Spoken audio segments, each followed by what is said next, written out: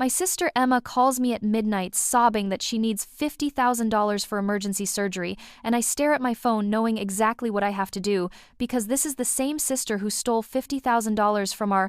grandmother's inheritance that was meant for my wedding. The same sister who destroyed my entire family and left me to die alone in a cold hospital bed with cancer, eating away at my body while she lived in luxury with her Phoenix Man boyfriend David Chen, who convinced her that stealing from the family was justified because we had more than we deserved, and they needed to climb the social ladder by any means necessary. Catherine, please, you have to help me. Emma's voice breaks through my memories of the past life, the life where I was foolish enough to trust her, where I believed that blood meant something, where I gave her everything and received nothing but betrayal and destruction in return. The doctors say I need surgery immediately or I could die, and the insurance won't cover it because it's experimental, and I don't have anyone else to turn to because you're my only family left, and I know I haven't been the best sister, but I'm begging you, please don't let me die. I remember this phone call, remember every word she spoke, every sob she performed, every manipulation she crafted to pull at my heartstrings and empty my bank account. But this time I know the truth. This time I know that there is no surgery, no emergency, no life-threatening condition that requires $50,000 of my inheritance money that grandmother Adelaide Sinclair left specifically for my wedding to Marcus Wellington III, my college boyfriend whose family represents old money and social standing that Emma desperately craves but will never achieve through honest means. What kind of surgery, Emma? I ask calmly, my voice steady and controlled, unlike the panicked, tearful response I gave in my previous life when I immediately agreed to wire her the money without asking a single question, because I was so terrified of losing the only family I had left after our parents' deaths in that terrible car accident 5 years ago. Emma's sobbing pauses for just a moment, and I can practically hear the wheels turning in her manipulative mind as she scrambles to come up with details for a surgery that doesn't exist, for a medical emergency that is nothing more than another elaborate scheme to fund David's failing startup company that promises revolutionary technology but delivers nothing except empty dreams and stolen money from trusting and ever-tied investors like the previous victims Emma doesn't know I'm aware of this time. It's a heart condition, she stammers, and I almost laugh because in my past life she told me it was brain surgery, then changed it to spinal surgery, then finally settled on experimental cancer treatment when I pressed for medical records she could never provide. The doctors found a defect that could cause sudden cardiac arrest, and they need to operate within the next week or it will be too late. And Catherine, I'm so scared because I don't want to die young like our parents did. I don't want to leave you alone in this world. The irony is exquisite, because Emma is the one who left me alone in this world. Emma and her precious David, who manipulated every situation to their advantage, while I worked 3 minimum wage jobs trying to keep our family home from foreclosure, after they destroyed our credit and reputation with their schemes and lies and endless appetite for money that didn't belong to them. I need to think about this, Emma, I tell her, knowing that in my previous life I never made her wait, never questioned her story, never demanded proof of her claims because I was so desperate to believe that my sister loved me the way I loved her. This is a significant amount of money, and I want to make sure I understand the situation completely before making any decisions. But Catherine, there's no time to think. Emma's voice rises to a near shriek, the same tone she used when I hesitated to give her access to my inheritance account. The same desperate manipulation that worked so perfectly before, because I was young and naive and believed that family meant unconditional support even when that support enabled destructive behavior. Every day we wait increases the risk, and I could literally drop dead at any moment, and you'll have to live with the guilt of knowing you could have saved me but chose to be cautious with money instead of generous with love. I end the call without another word, something I never did in my past life, something that would have seemed cruel and heartless to the Catherine who died alone and forgotten while Emma lived in comfort, built on stolen dreams and broken promises. But this Catherine knows better. This Catherine has lived through the consequences of blind trust and unlimited forgiveness. This Catherine will protect what remains of our family's legacy, even if it means being perceived as selfish by the sister who destroyed everything beautiful in our lives. I remember the day grandmother Adelaide Sinclair's will was read with perfect clarity, remember sitting in the mahogany-paneled office of Whitmore Associates with Emma beside me, both of us dressed in black and grieving the loss of the woman who raised us after our parents died. The woman who built Sinclair Textiles from nothing into a textile empire that employed half our small town and provided for dozens of families across 3 generations of careful stewardship and ethical business practices. $200,000 each, Grandmother Adelaide announced through her lawyer's voice. Equal portions of her estate divided between her beloved granddaughters, with the expectation that we would use our inheritance wisely to build our own families and continue the Sinclair tradition of community service and business excellence that had defined our family for nearly a century. My wedding to Marcus Wellington III was 6 months away, and I had planned to use my inheritance portion for the wedding expenses that Marcus's family expected from a bride worthy of their son, plus a down payment on the colonial mansion in Beacon Hill that would establish us as a proper Boston society couple with the right address, the right connections, and the right breeding to maintain our position in the social hierarchy that governed everything from business deals to charity board appointments. Emma convinced me to let her manage both portions for better investment returns, and I was so trusting, so foolishly generous, so completely blind to the calculating gleam in her eyes when she suggested that her boyfriend David Chen had insider knowledge of tech startups that could triple our money within 6 months if we moved quickly and decisively before other tech investors discovered the same opportunities. "Catherine, you know I've always been better with money than you," Emma said with that sweet smile that I now recognize as the mask she wore when planning her most devastating betrayals. "And David has connections in Silicon Valley that could make us rich enough to live like true heiresses instead of just comfortable small-town girls playing dress-up with our trust funds and family expectations." The memory floods back with perfect detail, every word, every gesture,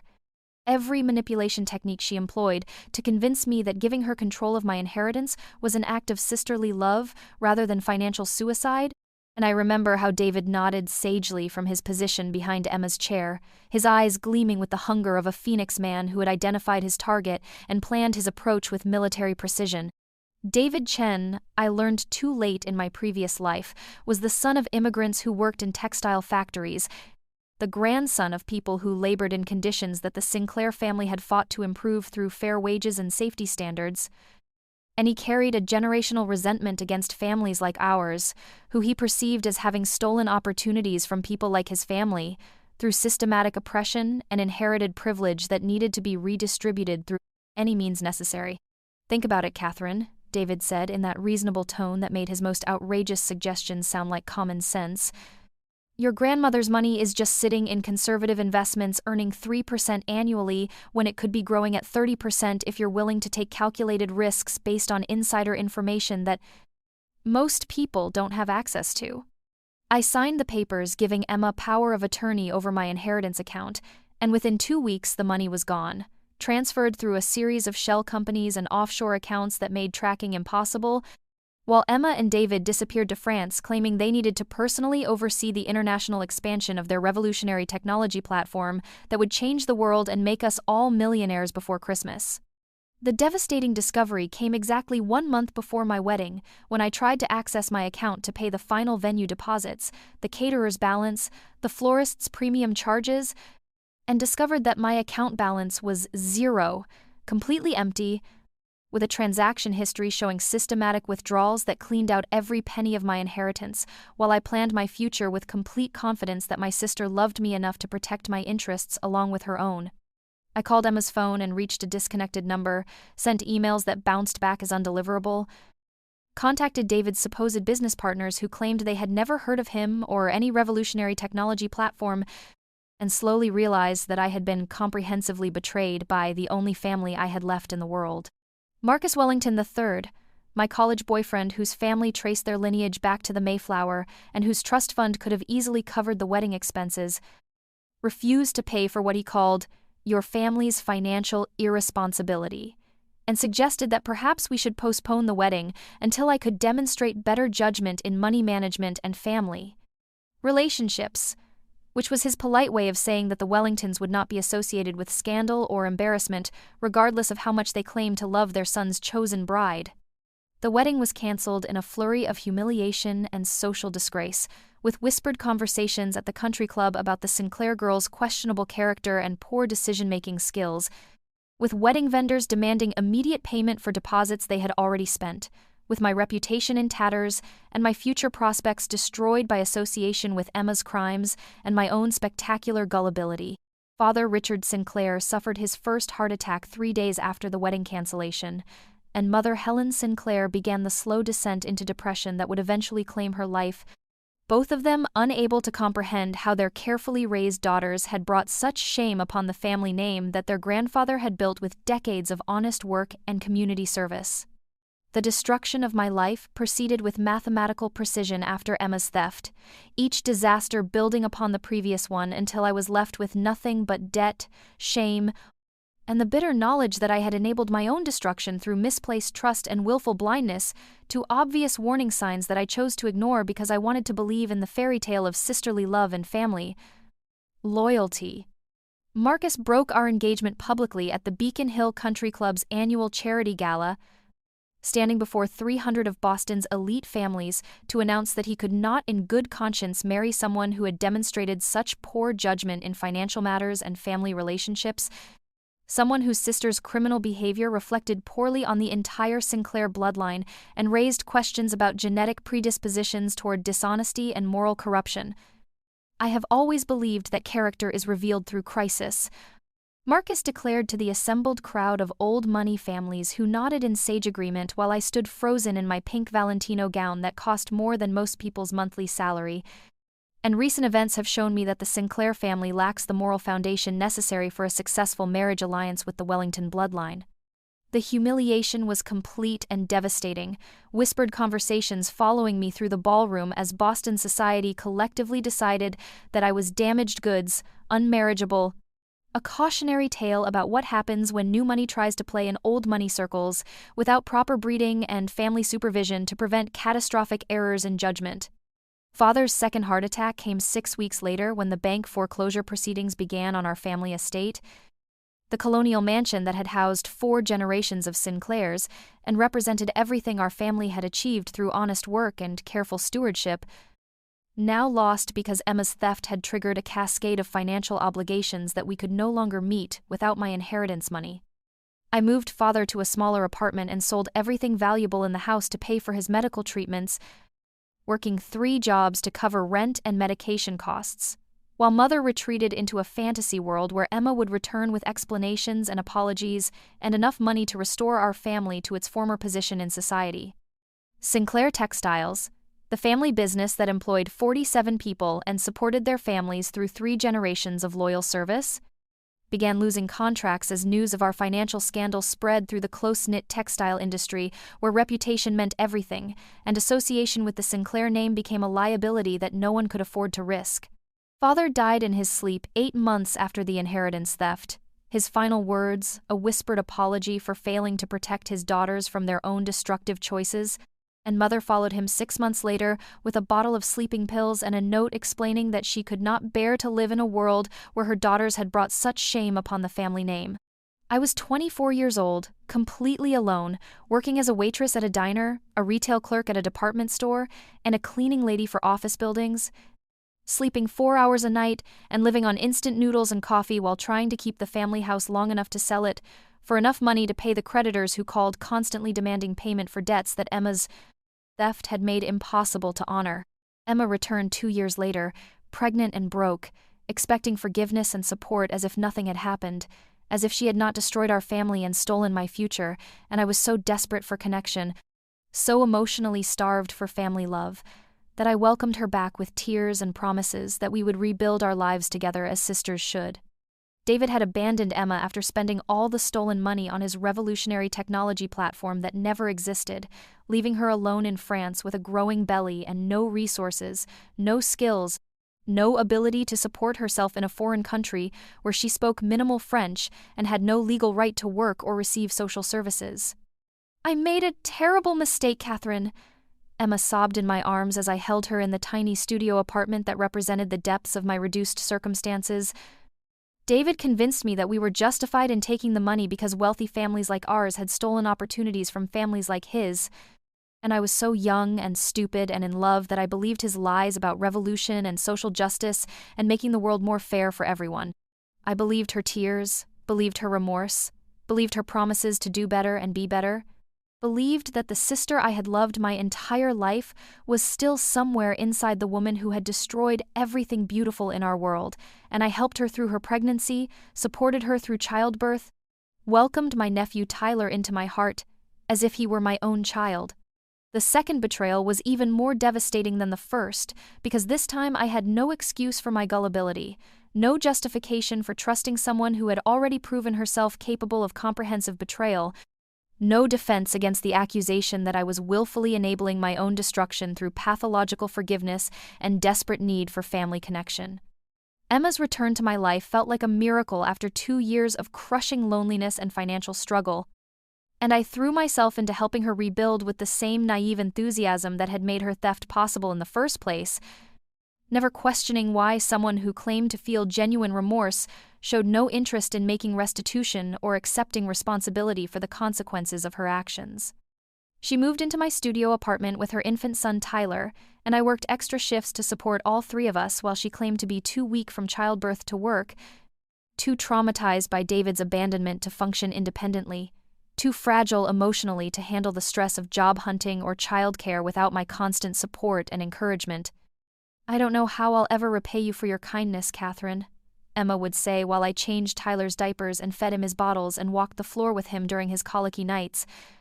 "But someday when I'm back on my feet, I'll make this right. I'll find a way to give you back everything I took and restore our family to where we should be." I believed her because I wanted to believe her, because the alternative was accepting that I was alone in the world with no family connections, no support system, no one who shared my memories of grandmother Adelaide's bedtime stories, or father's terrible jokes, or mother's perfectly ironed tablecloths that made every meal feel like a special occasion worth celebrating. Tyler grew into a beautiful toddler who called me Mama Cat and ran to me for comfort when he fell down, who brought me dandelions picked from the weedy grass behind our apartment building and declared them flowers for Mama Cat's hair. And I loved him with the fierce protectiveness of a mother, even though I knew that Emma could take him away from me at any time if she decided that I was no longer useful to her plans. David returned when Tyler was 18 months old, appearing at our door with apologies and explanations and promises that his previous business failure had taught him valuable lessons about realistic planning and sustainable growth, that his new venture would be different because now he understood the importance of honest partnerships and transparent communication with investors. "I've changed, Catherine," David said with that same reasonable tone that had convinced me to sign over my inheritance. "And I want to make amends for the pain I caused your family by including you in a legitimate business opportunity that will restore your financial security and give Emma the life she deserves as the mother of my child." They convinced me to take a loan against the family house that I had somehow managed to keep through 5 years of struggle and sacrifice, using my rebuilt credit rating and steady employment history to secure $50,000 that David claimed he needed for initial investment in a revolutionary recycling technology that would solve the global plastic crisis, while generating enormous profits for early investors like us. Emma's wedding to David was a small ceremony at City Hall, paid for with money from the loan that was supposed to fund their business venture, followed by a reception at an expensive restaurant that cost more than I earned in 2 months of working triple shifts and overtime hours to support our household while they planned their future together. "This is just the beginning, Catherine," Emma said as she posed for wedding photos in a designer dress that cost more than my annual rent. "Once David's business takes off, we'll buy a big house where you can have your own wing, and Tyler can grow up with everything he deserves, and we'll be a real family again like we were when grandmother Adelaide was alive." I was 30 years old, still single, still working multiple jobs, still living in a studio apartment that barely held 3 people and a growing toddler, still believing that sacrifice and forgiveness and unconditional love would eventually be rewarded with the family connection I craved more than financial security or personal happiness. The recycling technology business never existed except on paper and in David's elaborate presentations, and the $50,000 disappeared into the same black hole that had swallowed my inheritance, leaving me with loan payments I couldn't afford and credit card debt that accumulated faster than I could pay it down. Emma and David moved out 6 months after their wedding, taking Tyler with them to a luxury apartment paid for with money that had somehow materialized, despite the supposed failure of their business venture, leaving me alone again with nothing but debt and the bitter knowledge that I had been betrayed twice by the same people using almost identical methods. "We need our own space as a family," Emma explained without meeting my eyes. And David thinks it's unhealthy for Tyler to be so attached to you when you're not his real mother. So we're going to create some boundaries that will help him understand his proper relationships and family structure. I helped them pack their belongings, including toys and clothes that I had bought for Tyler with money I couldn't afford to spend, and watched them drive away in a car I didn't recognize toward a life I would never be invited to share, and I knew that I would probably never see my nephew again except in photographs that Emma might occasionally share to remind me of what I had lost. The complete destruction of my life accelerated after Emma and David's departure, as if their presence had been the last barrier preventing total collapse, and I found myself falling faster than I could catch myself, grasping at solutions that crumbled in my hands and hope that evaporated like morning mist under the harsh light of unchangeable reality. Emma and David's final scheme surpassed their previous betrayals in its calculated cruelty and devastating effectiveness, targeting not just my money but my reputation, my employment, my legal standing, and my basic ability to survive in a society that offers no safety net for people who have lost everything through misplaced trust and systematic manipulation. They convinced me to help David apply for a position at the accounting firm where I had finally found stable employment after years of struggling with multiple part-time jobs, using my recommendation and personal guarantee of his character to secure him a junior analyst position that gave him access to client accounts and financial records that he immediately began manipulating for his own benefit. David embezzled over $200,000 from client accounts during his 6 months at the firm, using sophisticated techniques that made it appear as though I was his accomplice, as though my recommendation had been part of a larger conspiracy to infiltrate the company and steal from trusting clients who had placed their life savings and retirement funds under our professional care. We have security footage of you accessing David Chen's computer after hours. The managing partner informed me during a meeting that I thought was about a promotion but turned out to be about criminal charges, and bank records showing suspicious transfers that coincide with your work schedule, and testimony from other employees about your close relationship with Mr. Chen and your family's previous financial difficulties. I was arrested at my desk in front of my coworkers, led away in handcuffs while clients and colleagues watched in shock and disgust, charged with conspiracy to commit embezzlement and fraud, facing 20 years in prison for crimes I had not committed but could not prove I was innocent of, because David had crafted his scheme so carefully that every piece of evidence pointed toward my guilt. Emma testified against me at the trial, claiming that I had pressured her and David to help me steal money to pay off my debts, that I had threatened to report David to immigration authorities if he didn't cooperate with my scheme, that my family had a history of financial irresponsibility and criminal behavior that she had tried to distance herself from but couldn't escape because I kept pulling her back into my destructive patterns. My sister has always resented successful people, Emma said from the witness stand while I sat at the defendant's table, watching my last family member destroy what remained of my life. And she convinced my husband that stealing from wealthy clients was justified because they had more money than they needed and we were just redistributing wealth to people who deserved it more. I was convicted on all charges and sentenced to 15 years in prison, but my health collapsed before I could begin serving my sentence. Stress and malnutrition and untreated medical problems combining to trigger a cascade of organ failures that landed me in the prison hospital, where I discovered that I had developed an aggressive cancer that had spread throughout my body. While I was too poor and too stressed to seek proper medical care, Emma visited me once in the hospital, not to apologize or confess or offer comfort, but to inform me that she and David were moving to California, where David had secured a position with a tech company, taking Tyler with them to start fresh in a place where no one knew about our family's complicated history. "I'm sorry things worked out this way, Catherine," Emma said while standing as far from my hospital bed as possible, as if poverty and cancer were contagious diseases she might catch through proximity. "But I have to think about Tyler's future now, and being associated with a convicted felon won't help him get into good schools or make the right connections for his career." She left without saying goodbye, without touching my hand, without acknowledging that I had raised her son for 2 years and loved him as my own child,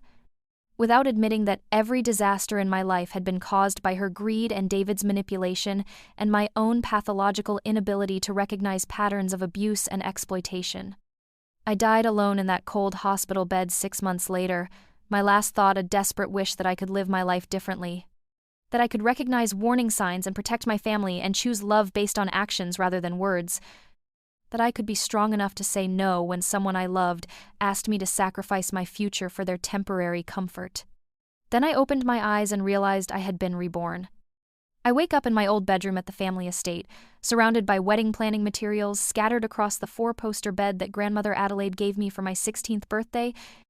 and I know immediately that something impossible has happened, because this room was sold along with everything else in our house after Emma's theft destroyed our financial stability and forced us into that terrible studio apartment,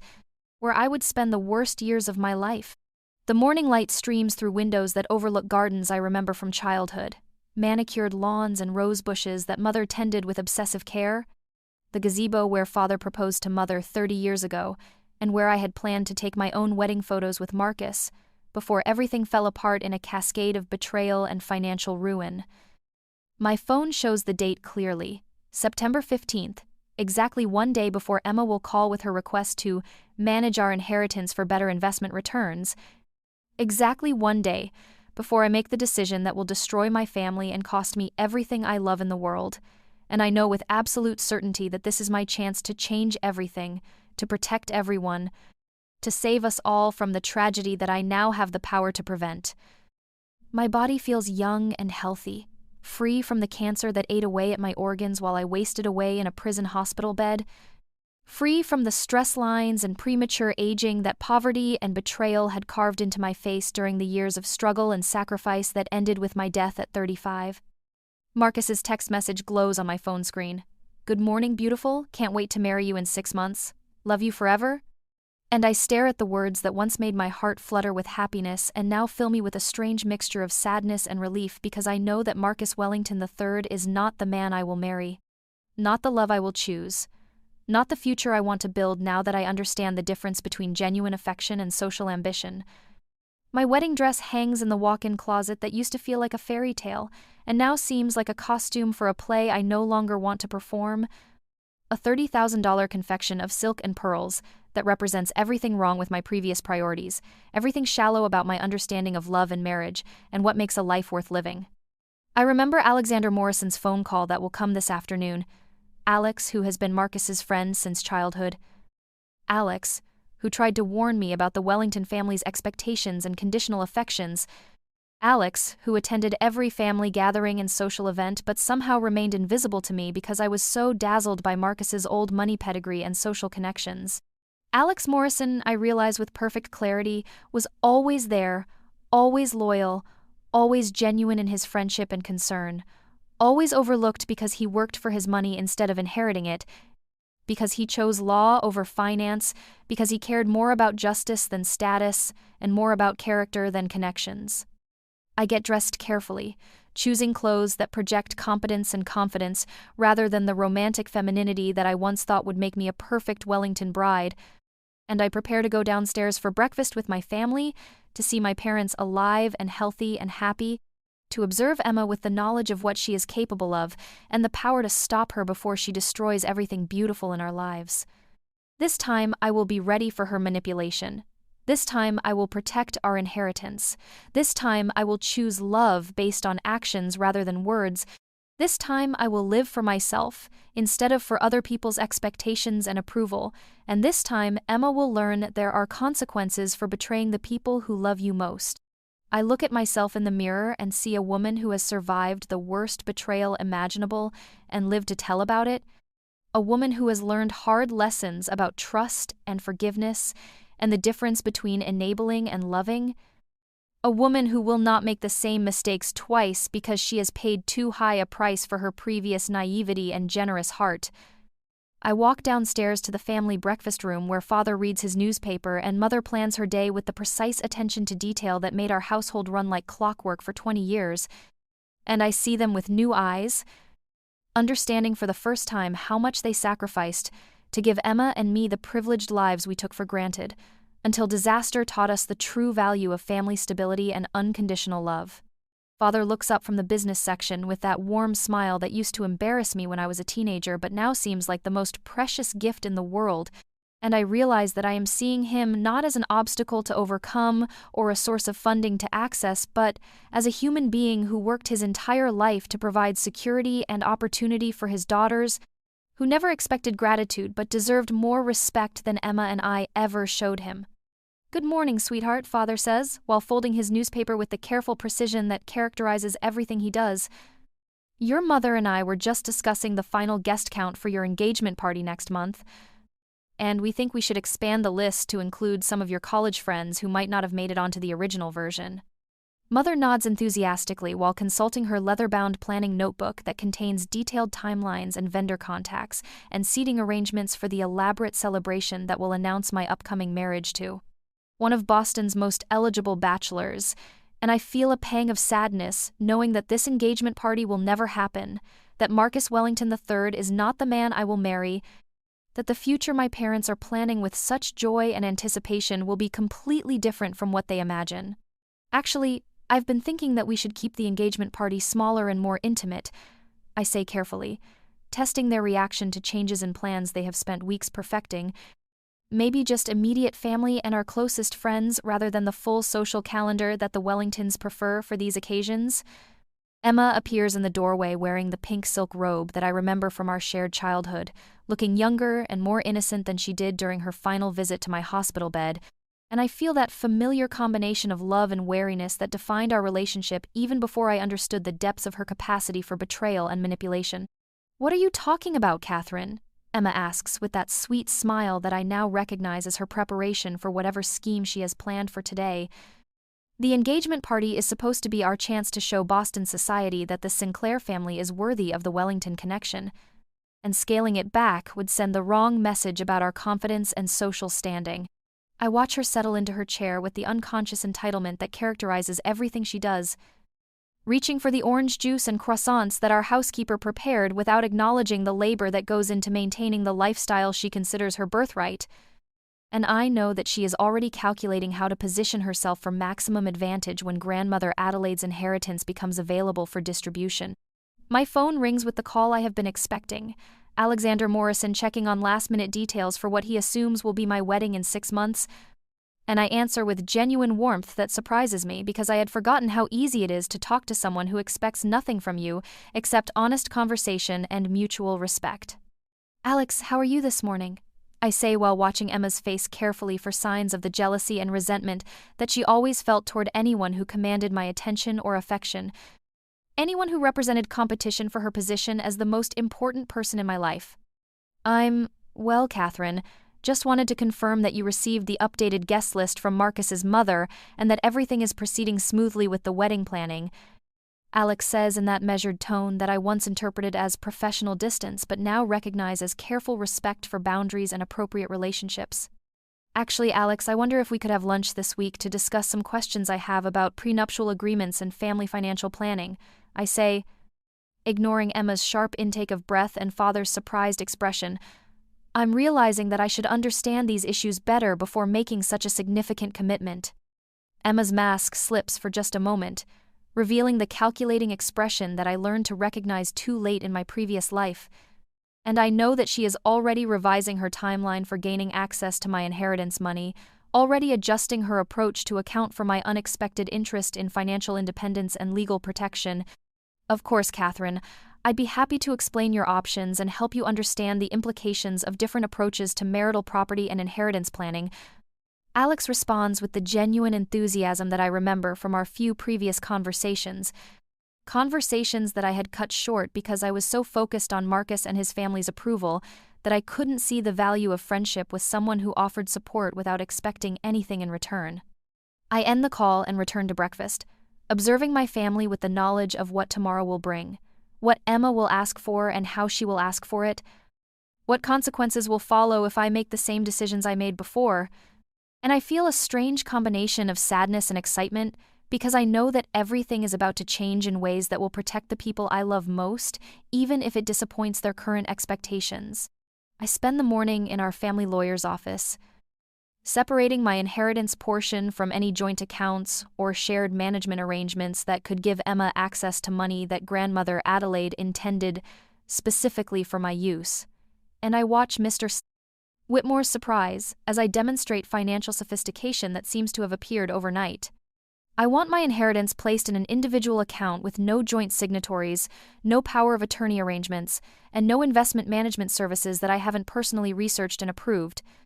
I tell him while signing documents that will protect my financial future from the manipulation and theft that destroyed my previous life. Mr. Whitmore, who has handled our family's legal affairs for 30 years and remembers when Emma and I were children playing in his office while our parents discussed business matters, adjusts his glasses and reviews my instructions with the careful attention of someone who recognizes significant change in a client's approach to financial planning. "Catherine, these are very sensible precautions for a young woman of your means," he says while preparing the paperwork that will establish my financial independence. "But I'm curious about what has prompted this sudden interest in personal financial management, when you've previously been content to rely on your parents' guidance and your fiancé's family connections." I choose my words carefully, knowing that I cannot explain my knowledge of future events without sounding delusional, knowing that I must appear rational and mature rather than paranoid or unstable if I want my financial arrangements to be legally binding and professionally respected. I've been thinking about the importance of understanding my own finances before marriage, especially given the complexities of merging two family fortunes with different investment philosophies and risk tolerances. I explain while maintaining eye contact that projects confidence and competence, rather than the uncertainty that characterized my previous approach to money management. Mr. Whitmore nods approvingly and continues preparing documents that will ensure my inheritance remains under my sole control, protected from any future attempts at manipulation or unauthorized access. And I feel a sense of relief that I never experienced in my previous life when Emma's schemes left me vulnerable to exploitation and betrayal. I open an account at a different bank than the one our family has traditionally used, choosing an institution where Emma has no existing relationships or potential influence, and I hire a private financial advisor who specializes in protecting inherited wealth from family disputes and internal conflicts that can destroy generational assets through poor decisions or malicious interference. Miss Sinclair, I want to make sure you understand that these arrangements are designed to protect your assets from any unauthorized access, including family members who might believe they have legitimate claims to funds that are legally designated for your sole use. My new financial advisor explains while reviewing investment options that emphasize security and steady growth, rather than the high-risk, high-reward schemes that Emma and David will propose tomorrow. I return home for lunch and find Emma waiting in the garden with that patient expression that I now recognize as her preparation for manipulation,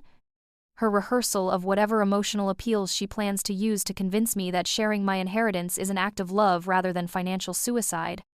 "Catherine, I've been thinking about our conversation at breakfast, and I want you to know that I support whatever decisions you make about your financial planning and marriage arrangements," Emma says with the false sincerity that I once accepted as genuine concern but now understand as strategic positioning for whatever request will follow. "Thank you, Emma. I appreciate your support." I respond neutrally while observing her body language and facial expressions for signs of the frustration and resentment that she is carefully hiding beneath her mask of sisterly affection and understanding. I was wondering if we could talk about grandmother's inheritance and whether there might be opportunities for us to coordinate our investment strategies for maximum benefit. Emma continues with the casual tone that disguises her desperation to access my money before I make decisions that will put it permanently beyond her reach. "I've already made arrangements for my inheritance to be managed independently," I tell her calmly, watching her face carefully for the reaction that will reveal her true feelings about my financial independence. "And I think it's best for each of us to make our own decisions about investment strategies and risk tolerance." Emma's smile falters for just a moment before she recovers her composure, but I catch that flash of anger and calculation that I learned to recognize too late in my previous life,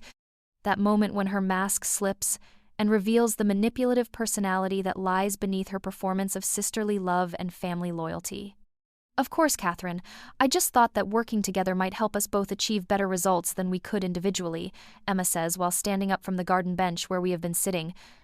"But I respect your decision to handle things independently."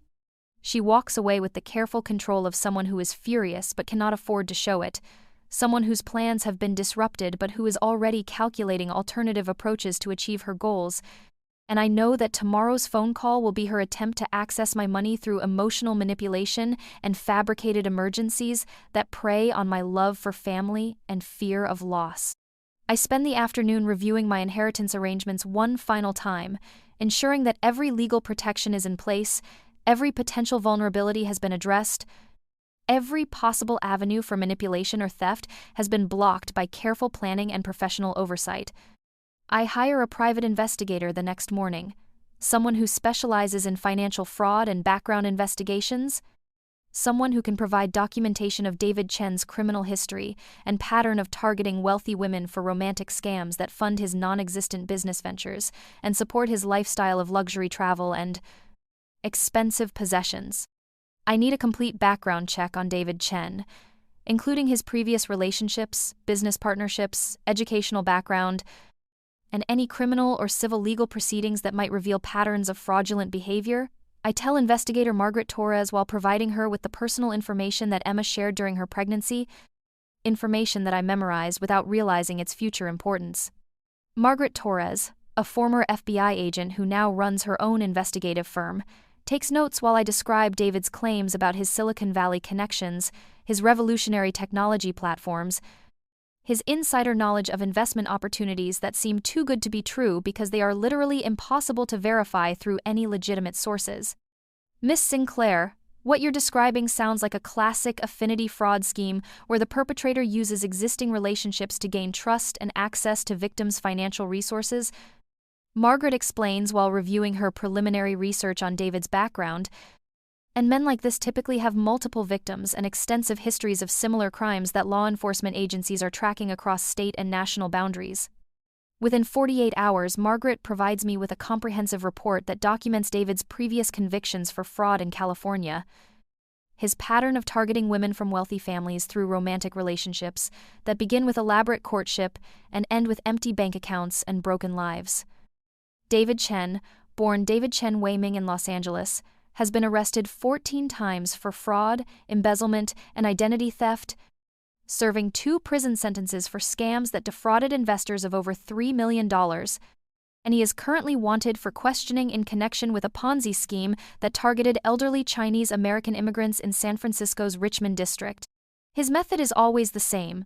Margaret explains while showing me photographs of David's previous victims, women who trusted him with their life savings, their family inheritances, their children's college funds, women who believed his stories about revolutionary business opportunities and insider investment knowledge. He identifies vulnerable women from wealthy families, develops romantic relationships that seem genuine and loving, gains access to their financial resources through manipulation and false promises, then disappears when the money is gone. Emma appears in every photograph as David's accomplice, using her pregnancy and maternal status to gain sympathy and support from his victims, playing the role of reformed woman who has learned from her mistakes and deserves a second chance at happiness and financial security. I contact Alex Morrison to discuss the legal implications of this information, to understand my options for protecting not only my own inheritance, but also Emma's portion, which will inevitably become David's target once he realizes that my money is no longer accessible to their schemes. Catherine, this evidence suggests that your sister may be involved in a pattern of criminal behavior that extends far beyond simple poor judgment or temporary financial desperation, Alex explains while reviewing Margaret's investigation report. And you may have a legal obligation to report these crimes to law enforcement agencies even if it means implicating your own family member. I struggle with the ethical implications of turning Emma over to authorities before she has actually committed any crimes against our family. But I know from my previous life that her loyalty to David outweighs any consideration for my welfare or our family's reputation, that she will sacrifice everything and everyone to protect her relationship with a man who views her as nothing more than a useful tool for accessing other people's money. I want to give Emma one chance to end her relationship with David and distance herself from his criminal activities. I tell Alex while making copies of the investigation report for my own files, but if she chooses to proceed with whatever scheme they're planning, I'll provide this evidence to law enforcement and let them decide how to proceed. Alex nods thoughtfully while reviewing the legal precedents for family members who report each other's crimes, the complex web of loyalty and justice that makes these cases particularly difficult for prosecutors and defense attorneys alike. You should know that once you report this information, the legal process will be completely outside your control. Alex warns while preparing documents that will protect me from any accusations of conspiracy or complicity if Emma and David's schemes eventually result in criminal charges. Emma will know that you were the source of the evidence, and she may never forgive you for choosing justice over family loyalty. I accept this possibility because I learned in my previous life that Emma's forgiveness is worthless when it comes without accountability, that her love is conditional on my willingness to enable her destructive behavior, that protecting her from consequences only ensures that she will continue harming innocent people who trust her manipulation and false promises of reform. Emma's midnight call comes exactly as I remember it, with the same desperate sobbing, the same urgent demands for immediate financial assistance, the same emotional manipulation designed to bypass rational thought and trigger my protective instincts through fear and guilt and love that blinds me to obvious inconsistencies in her story. "Catherine, please, you have to help me." Emma's voice breaks through the darkness of my bedroom where I have been waiting for this call, where I have been preparing for this moment that will determine whether I repeat my previous mistakes or finally break the cycle of betrayal and exploitation that destroyed my family. "The doctors say I need surgery immediately or I could die, and the insurance won't cover it because it's experimental. And I don't have anyone else to turn to because you're my only family left." I turn on my bedside lamp and sit up in bed, reaching for the notebook where I have written down every detail of Emma's story from my previous life. Every inconsistency and contradiction that I was too panicked to notice when I believed that my sister's life was in immediate danger. "What kind of surgery, Emma?" I ask calmly while reviewing my notes, while preparing for the conversation that will either save my family or expose Emma's true character to everyone who has been fooled by her performance of sisterly affection and reformed behavior. It's a heart condition," Emma stammers exactly as she did before, exactly as I knew she would because this conversation follows a script that she and David have rehearsed, a manipulation strategy they have used on previous victims who were too frightened and too loving to ask the questions that would expose their lies. "Which hospital are you calling from, Emma?" I ask while turning on my phone's recording function, while preserving evidence that will protect me from future accusations that I failed to help my sister during a genuine medical emergency. I'm at home right now, but the doctors want me to come in first thing tomorrow morning for the surgery." Emma responds with the same hesitation that should have alerted me to her deception in my previous life, the same inability to provide specific details that characterizes every lie she has ever told me. "What's the name of your doctor, and which hospital will be performing this emergency surgery?" I continue questioning while Emma's story becomes more confused and contradictory, while the silence stretches longer between my questions and her increasingly desperate attempts to maintain her fabrication. "Catherine, there's no time for all these questions." Emma's voice rises to the familiar shriek that I recognize as her response to being challenged or questioned, the same tone she used when I hesitated to give her access to my inheritance account. "Every minute we waste talking could be the difference between life and death, and I can't believe you're interrogating me instead of helping me when I'm facing the most terrifying experience of my life." "I'm going to help you, Emma," I tell her truthfully while ending the recording and preparing for tomorrow's confrontation. "But first I need to understand exactly what kind of help you need and whether there are alternatives to the solution you're proposing." "I need $50,000 by tomorrow afternoon, or I could literally die on the operating table," Emma responds with the exact same amount that she stole from my inheritance, the exact same sum that David needs for his current scheme, the exact same emergency that doesn't exist except in their imagination and their bank account projections. "Let me think about this overnight, Emma," I tell her while planning the family meeting that will expose her lies and protect our remaining assets from their manipulation. "And we'll talk more tomorrow when I've had time to research your options and understand the best way to help you through this situation." Emma protests and argues and threatens and pleads exactly as she did in my previous life, but this time I end the call without making any promises, without committing to her timeline, without falling into the trap of emotional manipulation that worked so perfectly when I believed that love meant sacrificing my judgment for someone else's immediate demands.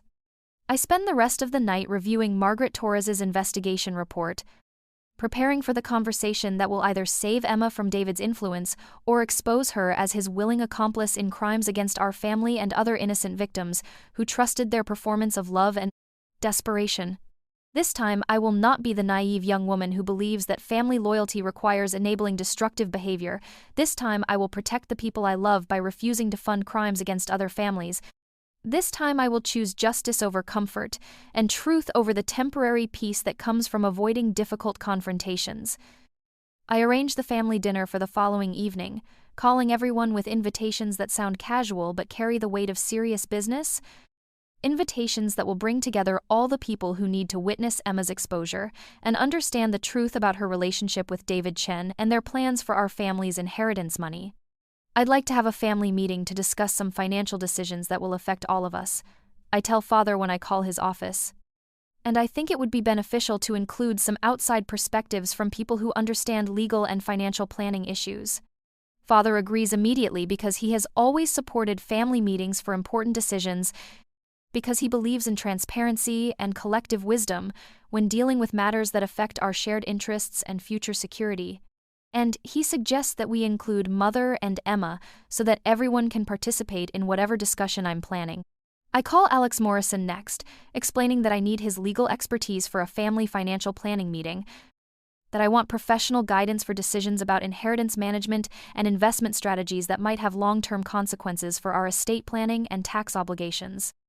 Of course, Catherine, I'd be happy to attend as your legal advisor. Alex responds with the professionalism that I have come to appreciate. But I should mention that if this involves potential conflicts between family members, you might want to consider having each person represented by independent counsel to avoid any ethical complications.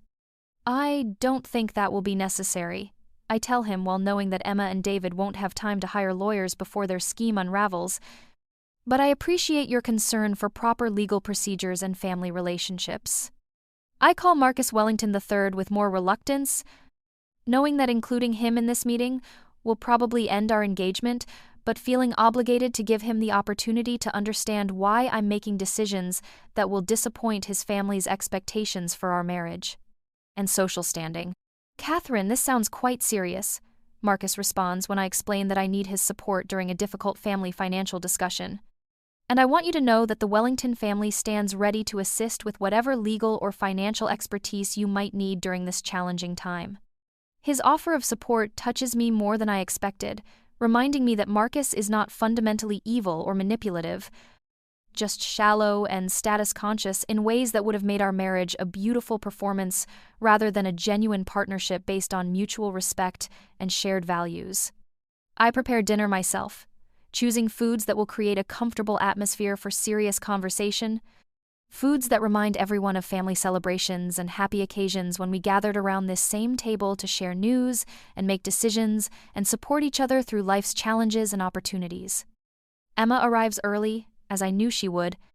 eager to discuss her fabricated medical emergency and secure my financial commitment before any other family members have opportunities to ask questions or raise concerns about her story and its various inconsistencies. Catherine, I'm so grateful that you're taking my situation seriously, Emma says while settling into her familiar chair at our family dining table. And I hope you've decided to help me get the surgery that could save my life. We'll discuss everything once everyone arrives, I tell her calmly while observing her body language and facial expressions for signs of nervousness or preparation for deception. And I want to make sure that all of our family members understand the situation completely before we make any decisions. David appears at our front door precisely at dinner time, as if he had been waiting nearby for the appropriate moment to join our family meeting, as if he had been coaching Emma on how to handle questions and objections that might arise during their presentation. Alex Morrison and Marcus Wellington III arrive together, having coordinated their transportation to avoid any appearance of taking sides in whatever family dispute they expect to witness, and I feel grateful for their professional discretion and personal support during what I know will be the most difficult conversation of my reborn life. Emma makes her desperate plea for surgery money exactly as I remember, with the same tears and the same urgent timeline and the same emotional manipulation designed to bypass rational analysis and trigger immediate financial commitment based on fear and love and family loyalty that blinds people to obvious deception. The doctors say that every day we delay increases the risk of sudden cardiac arrest, Emma explains while David nods supportively from his position behind her chair, while both of them watch my face for signs that their performance is achieving its intended effect. And $50,000 is such a small amount compared to what it means to save someone's life. I wait until Emma finishes her complete presentation, until she has committed to every detail of her fabricated medical emergency, until David has added his supporting comments about the experimental nature of the treatment and the urgency of the timeline that requires immediate financial commitment without time for verification or second opinions. Emma, I'm going to help you,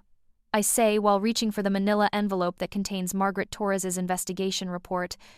while preparing to reveal information that will change our family forever, But first, I want everyone to understand exactly what kind of help you actually need. I begin by producing bank statements that show Emma's real account balance, financial records that reveal her recent shopping history, and David's business investments that have been funded with money from sources that Emma has never properly explained to our family. These documents show that Emma currently has over $30,000 in her checking account. I explain while passing the statements around the table for everyone to review, and that she has spent more than $60,000 in the past 6 months on luxury purchases that seem inconsistent with someone who can't afford emergency medical treatment. Emma's face changes from desperate pleading to shocked surprise to angry defensiveness as she realizes that I have been investigating her financial situation, that I know about her shopping sprees and David's business ventures, and their joint bank accounts that she thought were hidden from our family's scrutiny. "Catherine, how dare you spy on my personal finances?" Emma protests while David places a protective hand on her shoulder, while both of them calculate how much damage has already been done to their carefully constructed narrative. Just because I have some savings doesn't mean I should have to bankrupt myself for medical expenses when I have family who could help me. "I'm not finished, Emma," I continue while producing the second part of Margaret Torres's report, the criminal background investigation that documents David's previous convictions and his pattern of targeting wealthy women through romantic relationships that end with empty bank accounts and broken lives. Alex Morrison reviews the criminal history documentation with the careful attention of someone who recognizes legally significant evidence, while Marcus and my parents read through testimonies from David's previous victims, women who trusted him with their inheritance money and their family assets and their children's future security. "Mr. Chen, according to this investigation report, you have been arrested 14 times for fraud and embezzlement," Alex says while maintaining the professional tone that keeps emotional reactions from overwhelming rational analysis, "and you are currently wanted for questioning in connection with a Ponzi scheme that defrauded elderly immigrants of their life savings."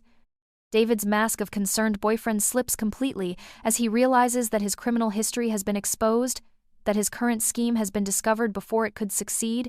that his pattern of exploitation has finally caught up with him in a setting where he cannot simply disappear and find new victims. These are old charges that have been resolved through the legal system. David responds while standing up from his chair as if preparing to leave, while calculating whether he can salvage any part of his plan or whether he needs to abandon Emma and find a new target.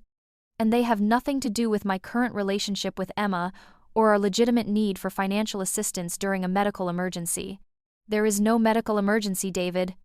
I say while producing the final piece of evidence, the recorded conversation from Emma's midnight phone call that documents every inconsistency and contradiction in her fabricated story. "And this is exactly the same scheme you've used on previous victims." I play the recording for everyone at the table, letting Emma's lies speak for themselves, letting her inability to provide specific details about her supposed medical condition expose the truth that this entire crisis is a manipulation designed to access my inheritance money for David's latest fraudulent business venture. Emma's breakdown is complete and devastating as she realizes that her deception has been exposed in front of our entire family, that her relationship with David has been revealed as a criminal conspiracy, that her performance of sisterly love and family loyalty has been recognized as manipulation and exploitation. "I need that money, Catherine!" Emma screams while David moves toward the door, while her mask of false innocence finally drops completely to reveal the desperate, greedy, manipulative person she has always been beneath her performance of reformed behavior. "You have more than you need, and David and I deserve a chance to build something together. You can have exactly $50,000, Emma." I tell her while producing a cashier's check that I prepared for this moment, while delivering the poetic justice that will define our relationship from this day forward. "The same $50,000 you stole from my inheritance in my previous life." Everyone thinks I'm being metaphorical about previous life, but Emma's face shows that she understands exactly what I mean, that she recognizes this amount as precisely what she would have stolen if I had been foolish enough to trust her again, that she realizes I somehow know about crimes she hasn't even committed yet. "You can have this money, Emma," I continue while placing the check on the table between us, "but only if you end your relationship with David immediately, only if you enter a rehabilitation program for people who have been manipulated into criminal behavior, and only if you agree to supervised financial management that will prevent you from being exploited by anyone else in the future." David runs from our house without saying goodbye to Emma, without trying to salvage their relationship, without offering to support her through the consequences of their failed scheme, proving conclusively that his feelings for her were as fabricated as her medical emergency. Emma stares at the check that could give her the financial independence she claims to want, but I know that she will reject it because accepting my conditions would require admitting that she has been manipulated and exploited, would require acknowledging that her relationship with David was based on criminal activity rather than genuine love. "Keep your money, Catherine," Emma says while standing up from the table, while preparing to follow David into whatever uncertain future awaits people who choose crime over family. "I don't need your help or your judgment or your condescending offer to save me from myself." She leaves our family home that night and never returns, choosing David and his promises of easy money over the security and love that we offered with conditions designed to protect her from further exploitation and criminal involvement. Emma's departure from our family creates immediate consequences that ripple through our social circle and business community, consequences that protect other potential victims while demonstrating the price of choosing criminal activity over honest relationships and legitimate opportunities for financial success. David Chen is arrested 3 days later when he attempts to access funds from his previous victims' accounts, using identification and passwords that Emma provided during their relationship, not realizing that law enforcement agencies had been monitoring his activities since receiving my report about his pattern of targeting wealthy women for romantic fraud schemes. Mr. Chen made the mistake of returning to his previous hunting grounds, Margaret Torres explains when she calls to update me on the investigation results. And Emma's information about his methods and contacts gave police the evidence they needed to connect him to several outstanding arrest warrants from other jurisdictions. Emma tries to return home after David's arrest, calling our father with tearful apologies and desperate pleas for forgiveness, claiming that she was an innocent victim of David's manipulation, rather than his willing accomplice in planning crimes against our family and other vulnerable targets. Catherine was right about everything. Emma tells father during a phone conversation that I overhear from the kitchen where I'm preparing lunch for the family meeting that will decide how to respond to her request for reconciliation. And I was stupid to trust David when all the evidence showed that he was using me to access other people's money. Father's heart breaks for his daughter who has made terrible choices but remains his child, and he wants to welcome Emma back into our family with unconditional forgiveness and support. But mother and I convince him that enabling her previous behavior has only encouraged more destructive decisions that hurt everyone who loves her. Emma needs to accept responsibility for her choices and demonstrate genuine change before we can trust her with our emotional and financial resources. I explain while reviewing the documentation that shows Emma's active participation in David's schemes, her knowledge of his criminal history, her willingness to lie to family members who offered her legitimate support and genuine love. We agree to pay for Emma's participation in a residential rehabilitation program that specializes in helping people who have been involved in financial crimes, whether as perpetrators or victims, but we make it clear that our ongoing relationship depends on her completion of the program and her commitment to honest communication about her past behavior and future plans. Emma rejects our offer because accepting it would require admitting that she made conscious choices to participate in criminal activity, would require acknowledging that her love for David was based on shared greed rather than genuine affection, would require accepting supervision and accountability that feels like punishment rather than support. Marcus Wellington III surprises me by expressing admiration for my handling of the family crisis,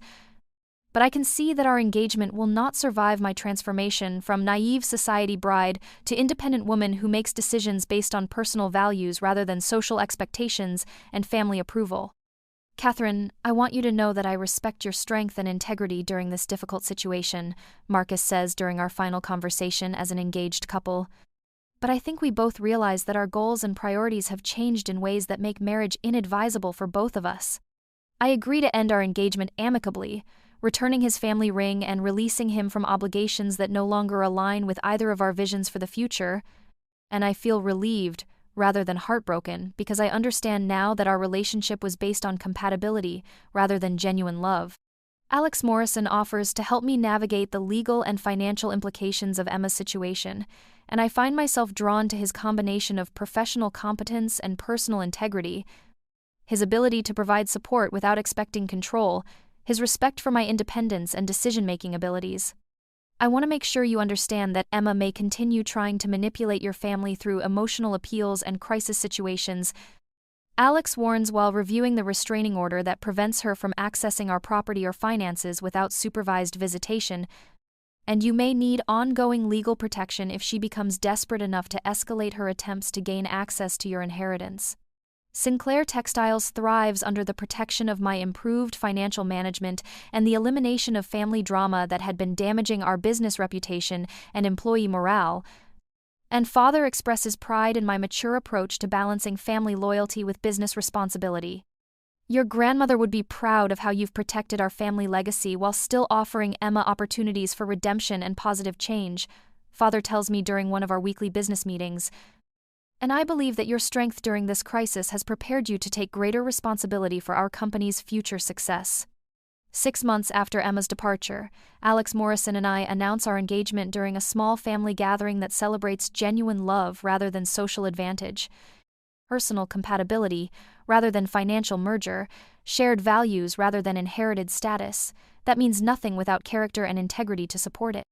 Alex proposed during a quiet dinner at his apartment, where we had been spending increasingly frequent evenings discussing legal cases and family business, and personal dreams that we discovered we shared, despite our different backgrounds and career paths, and I accepted with joy that feels completely different from the performance of happiness that characterized my previous engagement to Marcus. "I've been in love with you since college, Catherine," Alex confesses while placing a simple but beautiful ring on my finger, a ring he chose himself rather than inheriting from family tradition. But I never felt worthy of competing with Marcus's family fortune and social connections until I realized that you value authenticity over status. Our wedding planning proceeds with calm efficiency rather than the frantic social maneuvering that characterized my previous preparations for marriage into the Wellington family.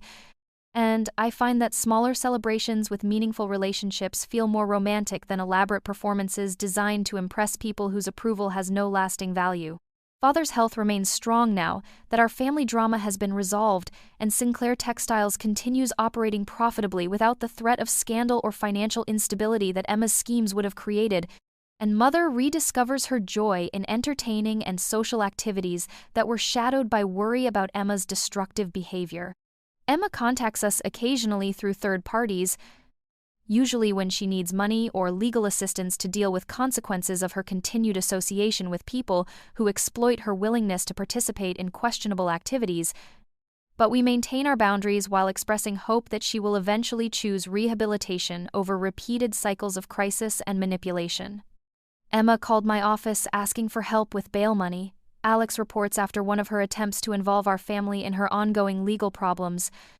But I explained that our assistance depends on her completion of the rehabilitation program that you offered, and her commitment to honest communication about her activities and associates. David Chen receives a 15-year prison sentence for fraud and embezzlement after multiple victims testify about the devastation his schemes caused in their lives, and his conviction provides closure for families who lost their life savings and retirement security to his manipulation and false promises of financial opportunity. I testify at David's sentencing hearing about the impact his relationship with Emma had on our family, speaking on behalf of other families who have been targeted by people who exploit trust and love for criminal purposes, and I feel satisfaction knowing that justice has been served for crimes that destroyed innocent people's security and happiness. Our wedding takes place in the family garden where Grandmother Adelaide taught me about flowers and life cycles and the importance of nurturing beautiful things with patience and consistent care, and I wear a dress that I chose for my own pleasure rather than to meet other people's expectations about appropriate bridal fashion and social display. Alex and I honeymoon in Europe, visiting places that I want to see for their historical and cultural significance rather than their social prestige, and I discover that traveling with someone who shares my interests and values creates memories that feel meaningful rather than performative. 2 months after our return from honeymoon, I discover that I'm pregnant with our first child, and I feel excitement that is completely different from the anxiety that characterized my previous pregnancy when I was young and unmarried and facing an uncertain future with limited support and financial resources. I want our children to grow up understanding the difference between genuine family loyalty and enabling destructive behavior. I tell Alex while we plan for our growing family and discuss values we want to teach through example rather than lecture. And I want them to know that love requires accountability as well as forgiveness. Alex agrees wholeheartedly and suggests that we establish a family foundation that provides support for people who have been victimized by financial fraud, particularly family members who have been exploited by relatives who abuse trust and emotional bonds for criminal purposes. Emma sends a card congratulating us on our pregnancy, but she includes no return address and no indication that she has changed her lifestyle or addressed the issues that led to her estrangement from our family, and I feel sadness rather than anger because I know that she is missing opportunities for genuine happiness and family connection. Our daughter Catherine Adelaide Morrison is born on a snowy February morning, healthy and beautiful and surrounded by grandparents who promise to teach her about family history and business ethics and the importance of making decisions based on personal values rather than other people's expectations or social pressure. I hold my daughter and think about the future she will inherit, the legacy of honest work and family love that will be her birthright, because I learned to recognize manipulation and chose justice over comfort, chose genuine love over social advantage, chose to live for myself rather than for other people's approval and expectations. This time I built a life worth living. This time I protected the people I love most. This time I chose truth over the temporary peace that comes from avoiding difficult conversations. And this time I discovered that real love doesn't ask you to sacrifice your family or your future for someone else's greed and selfishness. In my previous life, I died alone and forgotten, while Emma lived in luxury built on stolen dreams and broken promises. But this time, Emma faces the consequences of her choices, while I enjoy the happiness that comes from surrounding myself with people who value honesty and integrity over easy money and social climbing. I learned that rebirth means more than returning to life. It means learning to live with wisdom instead of wishful thinking, with boundaries instead of unlimited forgiveness,